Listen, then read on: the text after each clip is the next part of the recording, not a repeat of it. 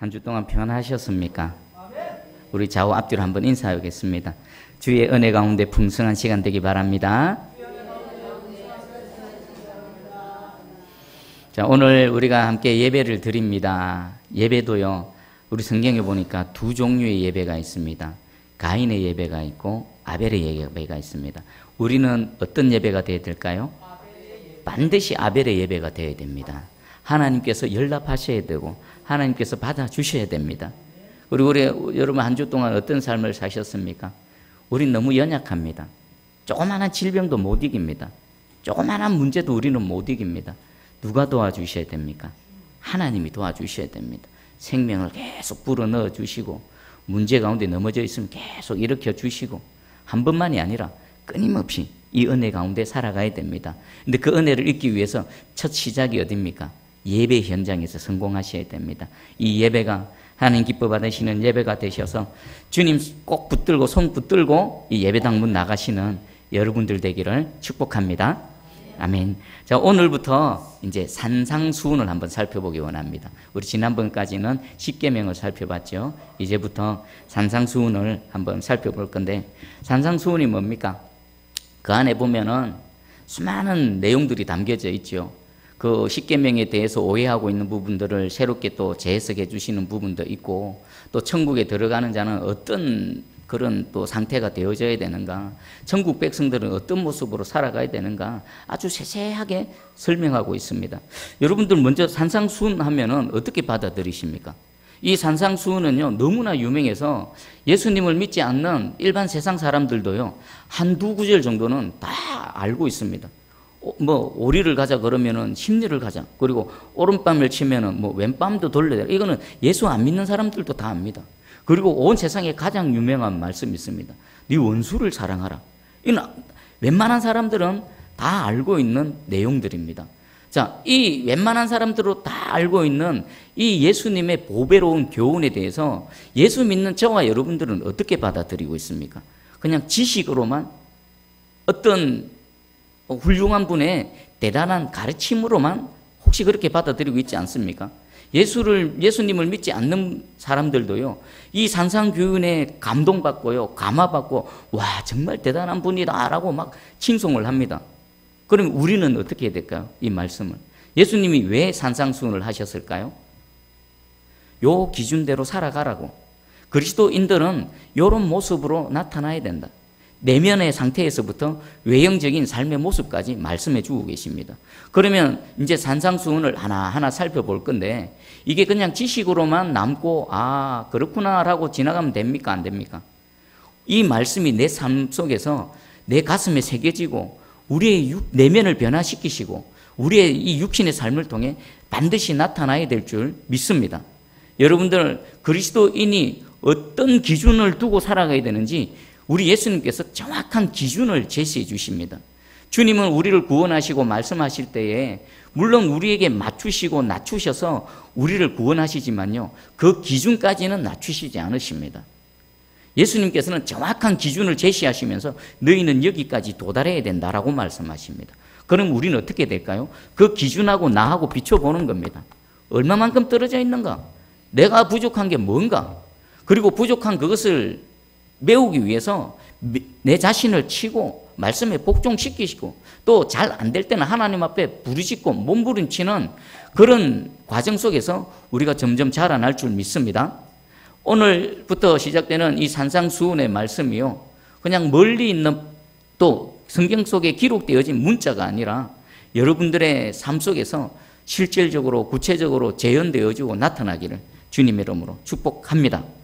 자, 이것을 어떤 분은 이렇게 표현합니다. 그리스도의 초림과 재림사를 살아갈 그리스도인의 윤리 헌장이다. 이 표현을 읽을 때, 아, 산상수훈은 그리스도인들의 헌법이구나, 헌법. 헌법이 뭡니까? 모든 법의 기초 아닙니까? 대한민국의 헌법이 있죠. 헌법은 모든 법의 최상위 법입니다. 산상수훈은 예수님께서 우리에게 직접 가르쳐 주신 그리스도인이라면 마땅히 지키고 행하면서 살아가야 될 그리스도인의 헌법이다라는 것입니다. 자, 그러면 그 중에서 오늘은 그 팔복을 살펴볼 건데, 팔복의 첫 번째입니다. 우리 3절 다시 한번 읽어봅니다. 3절 시작. 심령이 가난한 자는 복이 있나니 천국이 그들의 것임이요. 아멘. 이 팔복의 첫 단추를 오늘 한번 살펴보겠습니다. 우리 보니까 1절 2절에 예수께서 무리를 보시고 산에 올라가 앉으시니 제자들이 나온지라 입을 열어 가르쳐 이르시되, 여기 보면 두 등장인물이 나옵니다. 두 그룹이 있습니다. 하나는 무리가 나오고요, 또 하나는 제자들이 나옵니다. 마태복음에는 쭉 보시면 이 마태는 기록할 때 무리와 제자들을 정확하게 구분합니다. 여러분들, 무리하고 제자들이 무슨 차이가 있을까요? 무리들과 제자들은 어떤 차이가 있냐면 예수님을 따르는 목적과 동기가 다릅니다. 무리들은 뭐 때문에 예수님께 몰려듭니까? 병든 자가 병 낫기 위해서, 배고픈 자가 떡 먹고 배부르기 위해서, 자기 자신을 위해서, 자기 자신의 뭔가 필요를 채우고 뭔가 유익을 얻기 위해서 예수님을 따르는 사람들, 이 사람들이 무리입니다. 그러면 제자들은요? 제자는 스승이신 예수 그리스도의 가르침에 자신의 삶을 맞추고 그리고 그 가르침에 따라서 쫓아서 살아가는 사람들, 이 사람들이 제자들입니다. 그리고 제자가 되기 위해서는 먼저 해야 될 게 있습니다.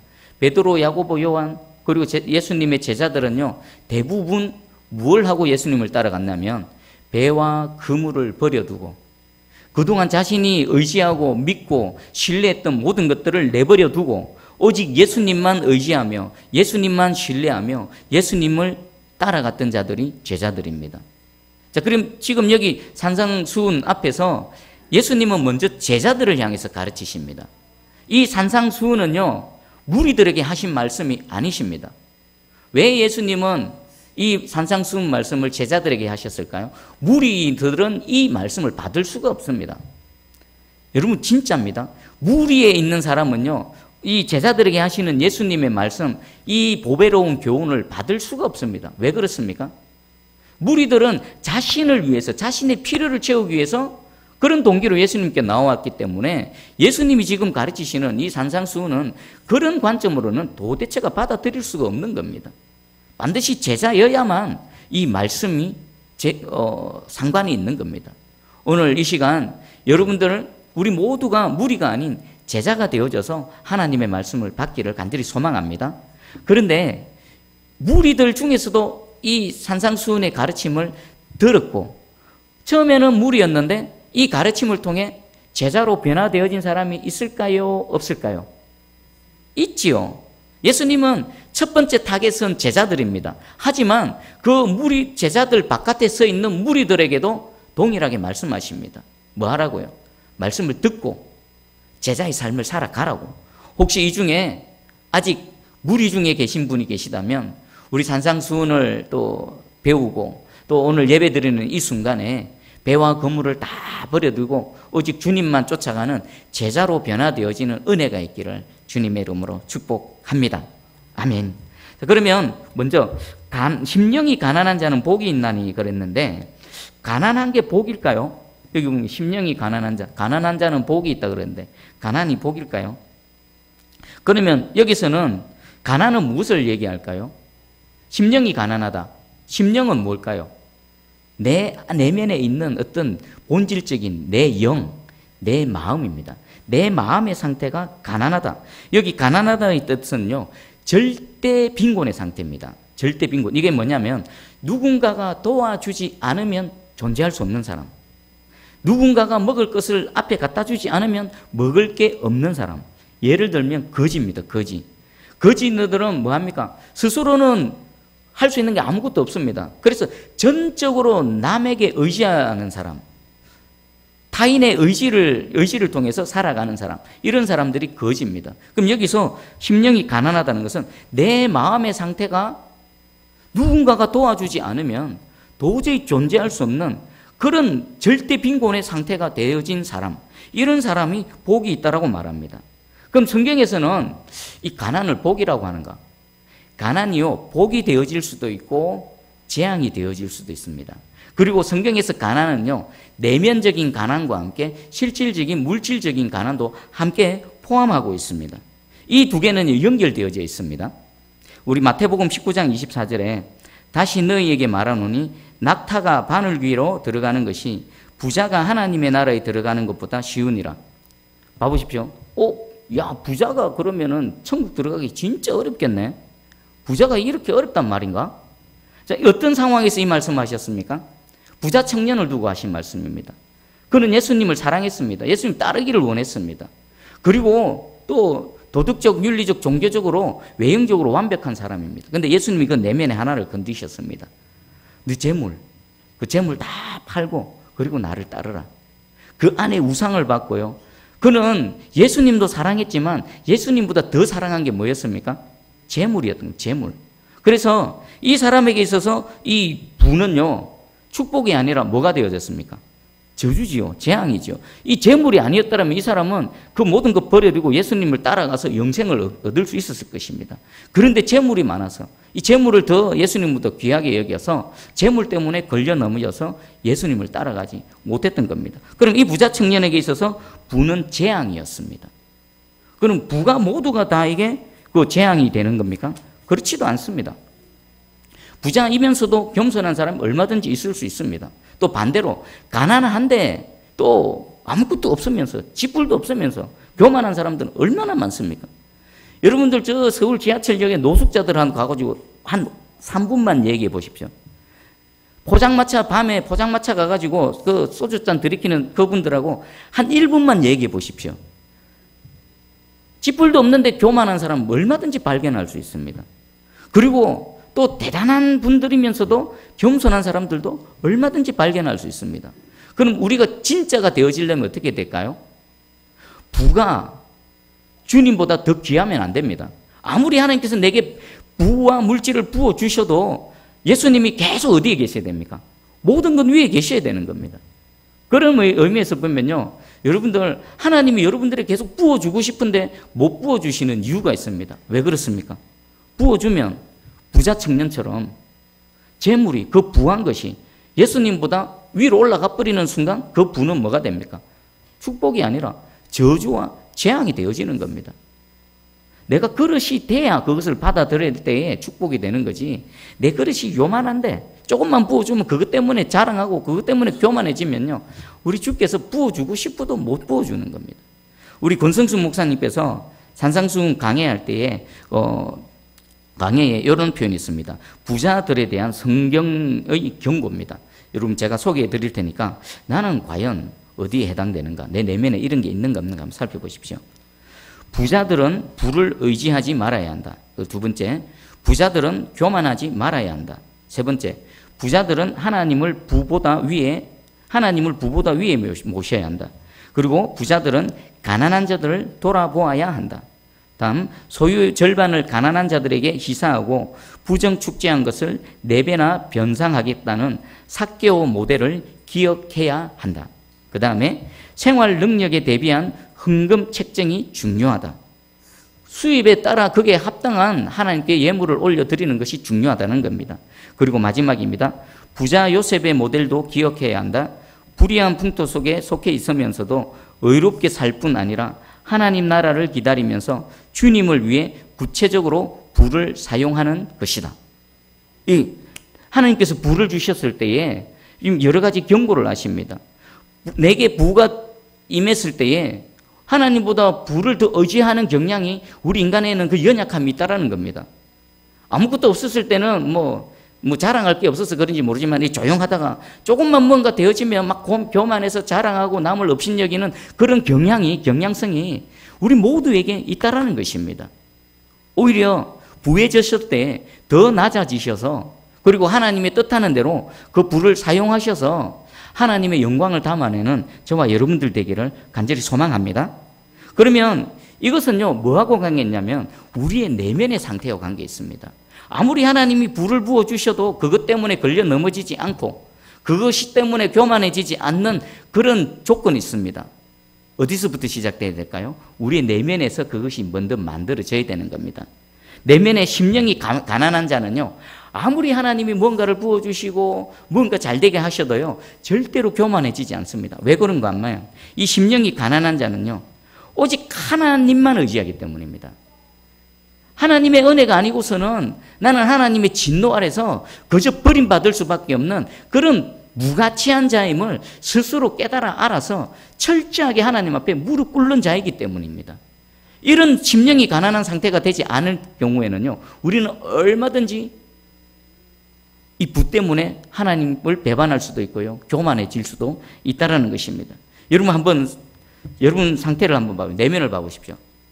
나는 과연 내에 주어진 환경과 상관없이 항상 심령이 가난한 상태를 유지하고 있는가? 예를 들어 보겠습니다. 우리는요, 여러분들 통장에 잔고가 많이 쌓일 때하고 적을 때하고 내 내면이 막 들쭉날쭉합니다. 막 뭐가 잘 되어지고, 뭐 자녀가 시험 치면 합격 척척하고, 땅을 사면 땅값이 퍽퍽 올라가고, 이러면은 이럴 때 하고 뭘 샀는데 계속 떨어지고 자녀 시험에 계속 떨어지면 그것 때문에 막 내 마음은 요동을 칩니다. 그런데 그럴지라도, 통장에 잔고가 막 쌓일지라도 내 내면의 상태는 늘 하나님 앞에 그런 가난한 절대적인 빈곤, 하나님이 아니시면 안 됩니다. 나는 철저히 무가치한 자입니다. 이런 상태로 계속 머물러 있습니까? 아니면 외부의 환경에 따라서 들쑥날쑥합니까? 만약 그렇다면요, 저도 마찬가지고 여러분들도 아주 위험한 상태입니다. 우리는 하나님 앞에 항상 어때야 되는가? 몇 가지 소개해 드릴게요. 이사야 66장 2절입니다. 가난하고 심령에 통회하며 내 말을 듣고 뜨는 자. 항상 하나님 앞에, 주님 앞에 두려움으로 뜨는 자. 그리고 시편 34편 18절입니다. 마음이 상한 자. 마음이 상한 자. 그리고 시편 51편 17절. 상한 심령, 상하고 통회하는 마음.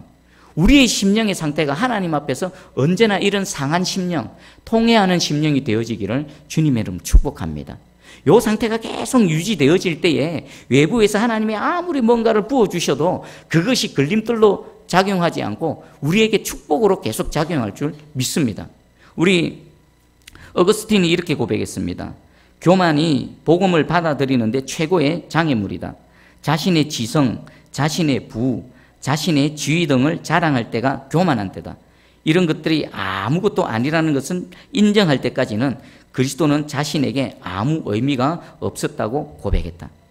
어거스틴의 개인적인 고백입니다. 어거스틴도 나름대로 자랑할 게 많은 사람이거든요. 사도 바울처럼 자랑할 게 많았던 사람입니다. 그런데 그가 예수 그리스도를 알게 되어지니까 자신이 갖고 있는 지성이나 자신의 부나 자신의 사회적인 지위, 이것들이 하나님 앞에서 아무것도 아니라는 겁니다.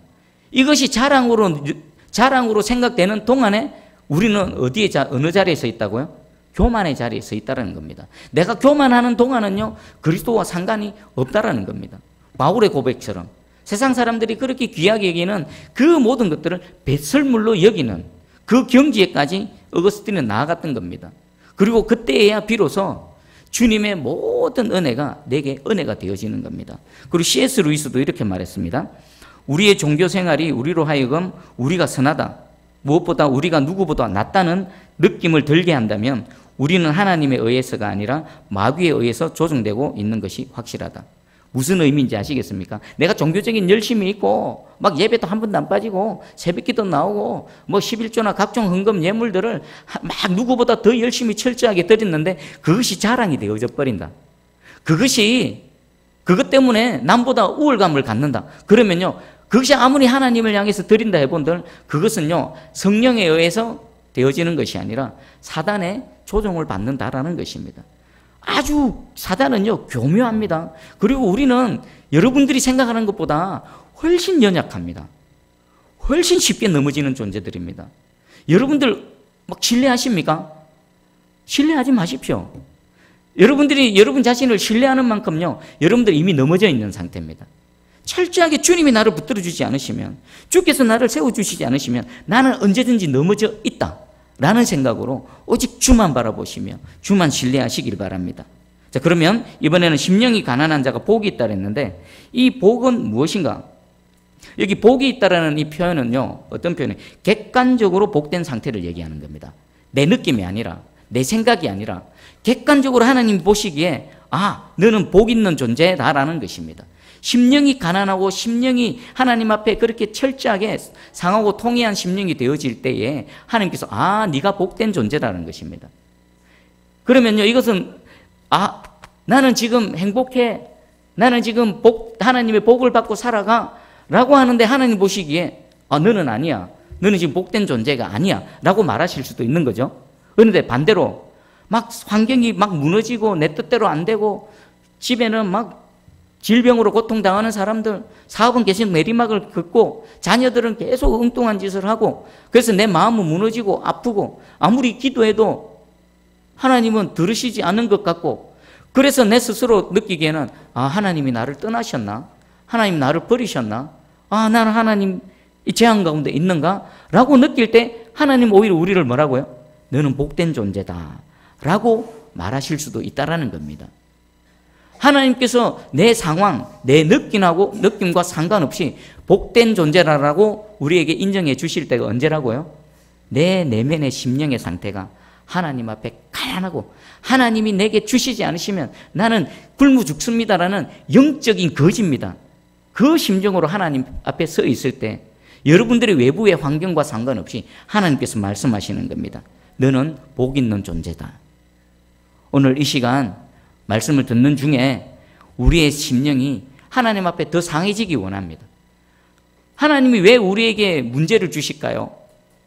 왜 우리 가정 사랑하는 자들 중에 질병을 주시고 누군가에게 고통을 주시고 또 가난을 허락하실까요?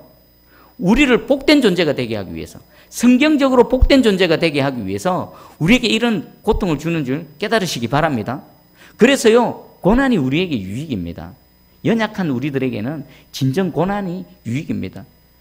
하나님 지금 여러분들을 어렵게 하십니까? 여러분들 넘어지게 하십니까? 고통스럽게 하십니까? 그때에요, 상한 심령으로 하나님께 나오면 됩니다. 찢겨진 심령으로 내 심령의 주를 향해 눈물을 흘리며 하나님 한 분밖에 없네요. 하나님 아니고선 도저히 방법이 없네요. 하나님 제발 좀 도와주세요. 하나님만이 내 소망이십니다. 라고 주님 앞에 있을 때 그때가요, 여러분들 복권 당첨되고요, 여러분 자녀들이 서울대 들어가고요, 뭐 좋은데 취직하는 그것보다도 더 큰 복인 줄 깨달으시기를 바랍니다. 자, 그러면 우리가 오늘 심령이 가난한 이것은요, 겸손은 모든 은총의 기초가 됩니다. 8복 중에 순수도 중요합니다. 8가지 복 중에서도요, 하나님이 제일 첫 번째 복으로 말씀하신 게 심령의 가난입니다. 이것은 마음의 겸손입니다. 이것은 모든 은총의 첫 시작점입니다. 그리고 자신의 비참함, 이것을 알 때에 비로소 우리가 하나님의 부요함을 볼 수가 있습니다. 여전히 시선이 내 자신에 고정되어져 있고 내가 갖고 있는 것에 시선이 고정되어져 있다면요, 절대로 하나님을 볼 수가 없습니다. 전적인 무가치함, 정적인 나는 영적인 거지다, 하나님이 도와주셔야 된다, 이런 마음으로 하나님을 바라볼 때에 진정 주님이 보여지는 겁니다. 그리고 어떤 분은 이렇게도 표현합니다. 자신이 천국에 들어갈 자격이 없다고 인정하기까지는 천국에 들어갈 수 없다. 오늘날 한국교회 보면요, 구원의 확신을 아주 강조합니다. 여러분, 내가 구원의 확신을 가지면 천국 갑니까? 하나님이 인정해 주셔야 되는 겁니다. 물론 구원의 확신 중요하지요. 하지만 성경적인 기준에 맞춰서 그것을 비추어서 내가 구원의 확신을 가져야 됩니다. 그냥 헛된 구원의 확신, 여러분 바리새인들 생각해 보십시오. 우리가 아무리 구원의 확신을 가져본들 바리새인들이 가졌던 구원의 확신과는 비교할 수도 없습니다. 그들은 눈꼽만 치도 의심하지 않았습니다. 그런데요, 하나님 어떻게 했습니까? 너희 나와 상관없다. 너희 나와 상관없다. 이것은 마음의 겸손인 겁니다. 마음의 겸손.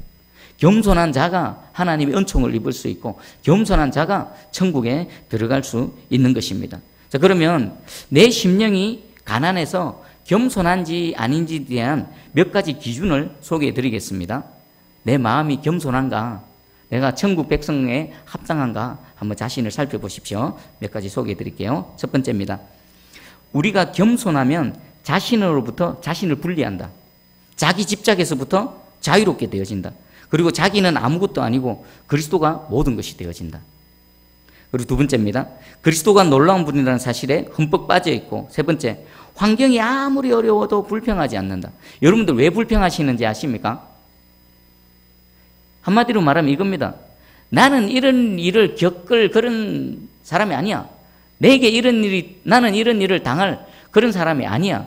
그 내면에 보면요, 교만이 숨어 있습니다.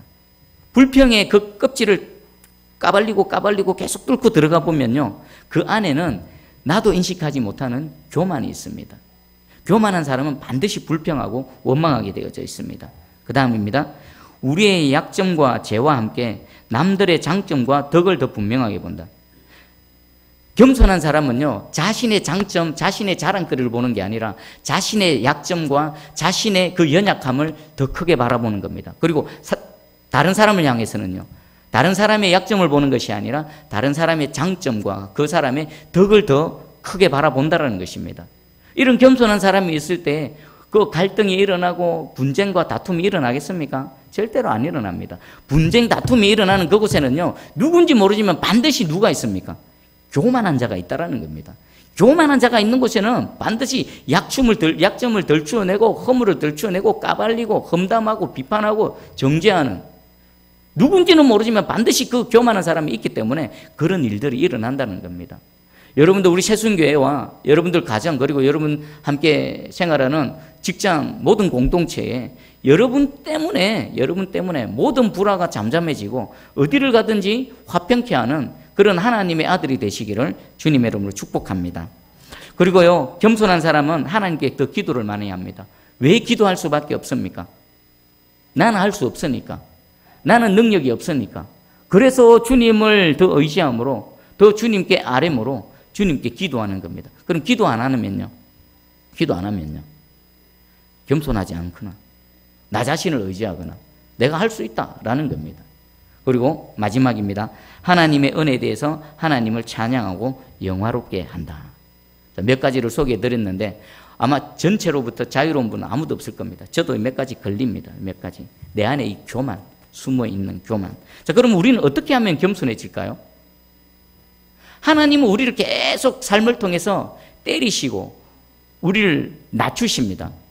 그런 하나님의 손길 외에 우리가 또 어떻게 해야 될까요? 우리 베드로전서 5장 6절입니다. 그러므로 하나님의 능하신 손 아래에서 겸손하라. 때가 되면 높이시리라. 우리 스스로 하나님을 믿음으로, 하나님을 신뢰함으로 그 손 아래에서 무릎 꿇고 가만히 있는 겁니다. 하나님께서 일하실 때가 올 때까지, 하나님께서 높이실 때가 올 때까지 하나님을 신뢰하면서 기다리는 겁니다. 그리고 동시에 우리는 겸손을 구해야 됩니다. 하나님, 내 안에 있는 교만을 꺾어주시옵소서. 내 안에 나도 모르게 솟아나는 이 교만, 잡초처럼 솟아나는 교만을 뽑아주시고 겸손하게 해주시옵소서. 여러분들, 우리 주기철 목사님의 사모님이 항상 이렇게 기도하셨답니다. 주여, 내게 환난을 주소서. 주여, 내게 환난을 주소서. 여러분 혹시 이런 기도 해보셨습니까? 이 사모님은 안 그래도 힘든데, 가만 냅둬도 힘든데 왜 자청해서 주여 내게 환난을 주소서라고 기도했을까요? 자신을 너무나 잘 아는 겁니다. 가만히 내버려두면 솟아나는 교만, 조금만 편안해지고 조금만 형통해지면 스스로를 높아지고 자랑하고 교만해지는 자신의 실체를 너무나 잘 알았던 겁니다. 그래서 그게 너무 싫어서 내가 환난 속에, 고통 속에서 눈물을 흘릴지라도 오히려 그 환난 때문에 내가 겸손해져서 이 심령이 가난한 상태로 하나님 앞에서 복 있는 존재가 되어지기 위해서 하나님께 주여 내게 환난을 주소서, 주여 내게 환난을 주소서. 저도 이 기도를 이제 하기 시작했습니다. 제가 저를 잘 알거든요. 얼마나 교만한지. 뭔가 조금만 되어지면은, 조금만 뭐 되어질 것 같으면 얼마나 교만한지 제가 저를 너무나 잘 알기 때문에 저도 이제 이 기도를 하기 시작했어요. 주여 내게 환난을 주소서. 더 아프게 하시고, 더 눈물 나게 해주시고, 더 꼬로박게 해주시고, 더 업신여김 받게 해주시고, 더 무시당하게 해주십시오. 그럴 때에 내가 사람들 앞에서는 무시당하고 사람들 앞에서는 아무것도 아니지만 내 상한 심령, 내 눈물 흘리는 심령이 하나님 앞에서는 어떻게 됩니까? 하나님 기뻐 받으신다는 겁니다. 하나님 앞에 복된 존재가 되어진다는 겁니다. 세상이 나를 버려도 하나님이 나를 받아주시면, 하나님이 나를 존귀히 여기시면 그것으로 되는 겁니다. 여러분들, 이 기도가요, 우리 모두의 기도가 되기를 원합니다. 그리고 이게 왜 중요합니까? 내 심령이 가난해서 하나님께서 네가 복되구나라고 인정하는 게 왜 중요합니까? 뒤에 보면 천국하고 관계가 있습니다. 천국, 영원한 생명, 주님 계신 그곳에 가고 안 가고가 여기에 달려있다는 것입니다. 그냥 내가 심령이 가난해져서 하나님으로부터 복 있는 존재로 인정받는, 여기서 끝나는 것이 아니라 주님 분명히 말씀하십니다. 이렇게 심령이 가난한 자가 복이 있고 천국이 그들을 것이다라는 것은 천국에 들어간다는 것입니다. 두렵고 떨리는 마음으로 이 땅에서 잘 먹고 잘 살고 사람들로부터 인정받고 존경받는 거, 그래봐야 뭐 합니까? 천국 못 들어가면. 이 땅에서 아무리 고난 속에서 눈물 흘리고 있다 하더라도 마지막 때에 네가 복 있구나, 하나님께서 우리를 안으시고 저 천국에 들어가는 것, 그것이 더 귀하고 더 가치 있고, 아니요, 그거 비교할 수가 없죠. 하나님이 인정하시는 복된 존재가 되어주셔서 여러분들 우리 모두 천국 들어가는 천국 백성 되어지기를 주님의 이름으로 축복합니다. 마지막 한 말씀입니다. 여러분 지금 하나님 앞에서 이런 모습 저런 모습 직분을 갖고 또 주의 몸된 교회를 위해서 평생 섬기며 살아가시지요. 그것에 대해서 어떤 마음을 갖고 계십니까? 그것이 자랑거리가 되고 사람들이 막 칭송하니까 그게 대단해 보입니까? 사도 바울은 이렇게 고백했습니다. 고린도전서 15장 10절에 그러나 내가 나된 것은 하나님의 은혜로 된 것이니 내게 주신 그의 은혜가 헛되지 아니하여 내가 모든 사도보다 더 많이 수고하였으나 내가 한 것이 아니요 오직 나와 함께 하신 하나님의 은혜로다. 하나님의 은혜라는 겁니다. 바울이 사도가 되어졌고 많은 사도들보다 더 큰 하나님의 능력과 은혜로 쓰임받았던 거, 그거 내가 한 게 아니다. 하나님이 나를 붙드시고 하나님께서 나를 사용하셨을 뿐이다. 모두가 은혜다. 여러분들이 이 땅에 살아가면서 무슨 하나님 기뻐하시는 일을 하든 간에 그것 때문에 그거 자랑하지 마시기 바랍니다. 오히려 그것 때문에 넘어질 수가 있습니다. 오히려 하나님께 영광, 하나님이 하셨습니다.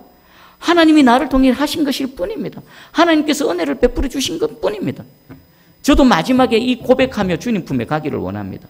앞으로 뭐 어떤 사역을 어떻게 남아있는 동안 할지 모르지만 아무리 대단한 뭔가를 했다 하더라도 그것 때문에 사람들로부터 칭송받고 와, 저 목사님 이러면 저는 날아가는 겁니다. 다 하고 나서도 주여 저는 무익한 종입니다. 하나님의 은혜입니다. 주여 저를 받아주시옵소서. 그렇게 천국 들어가는 겁니다. 그런 저와 여러분들 되기를 주님의 이름으로 축복합니다.